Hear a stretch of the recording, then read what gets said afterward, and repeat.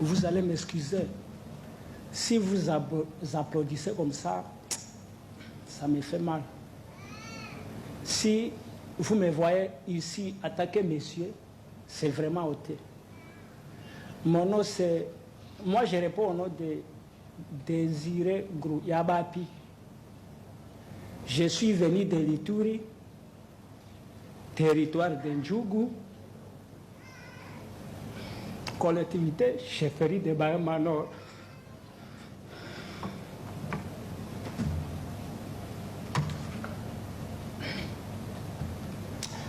C'était un jour comme ça, un jour X, vers 5 heures du matin.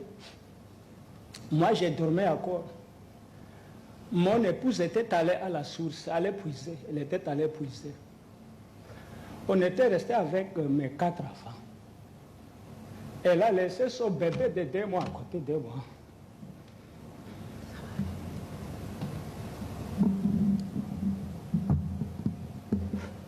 Dès son retour de la source, j'ai écouté le crépitement des balles.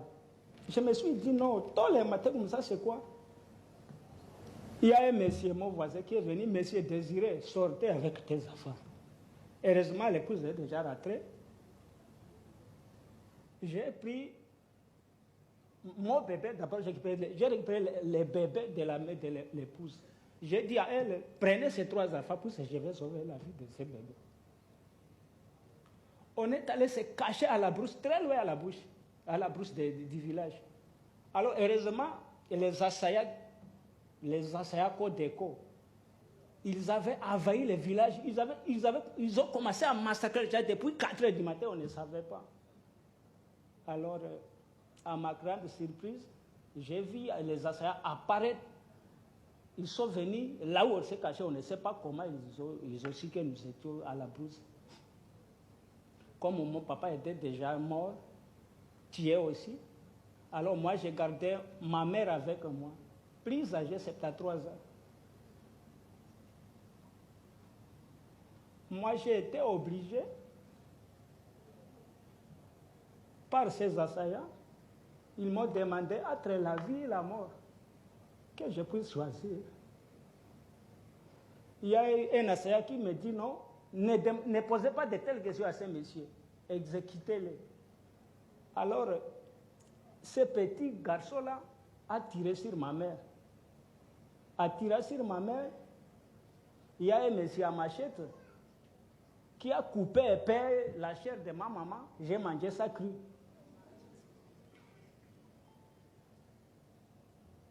Après avoir tiré sur la maman, j'ai déjà violé ma maman, à présence de mes enfants. Il y a un monsieur qui se dit commandant de Assaja qui viole mon épouse à ma présence, à présence de mes enfants. Vraiment, mon fils aîné qui a 12 ans aujourd'hui, il est devenu impoli. Il est devenu impoli envers moi.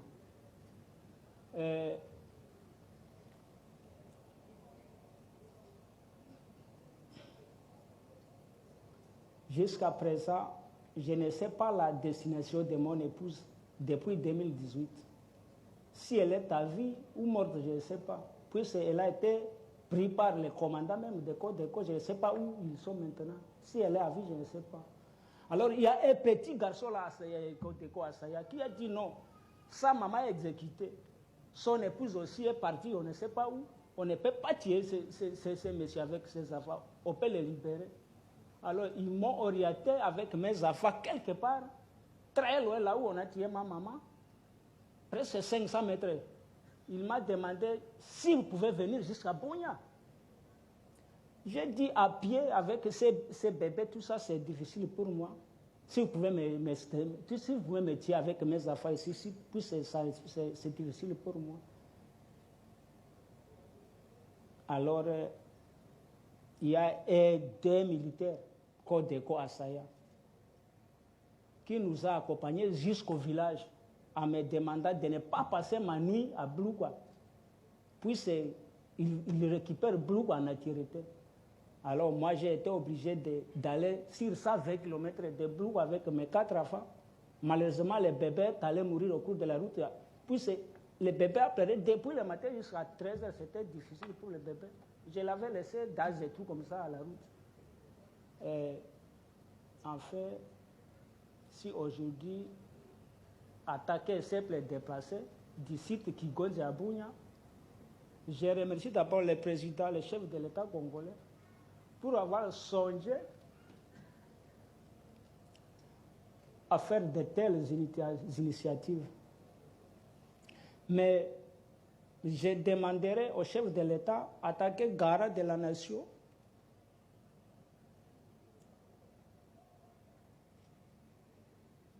de faire la justice, que la justice soit faite. Puisque moi, je me suis décidé de ne plus rentrer en Djougou.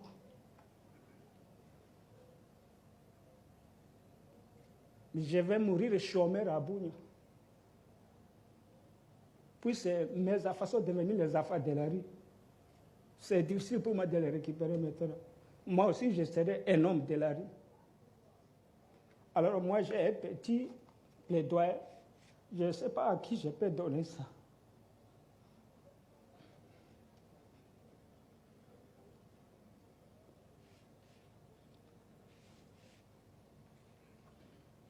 C'est au chef de l'État, mais je ne peux pas donner ça moi-même au chef.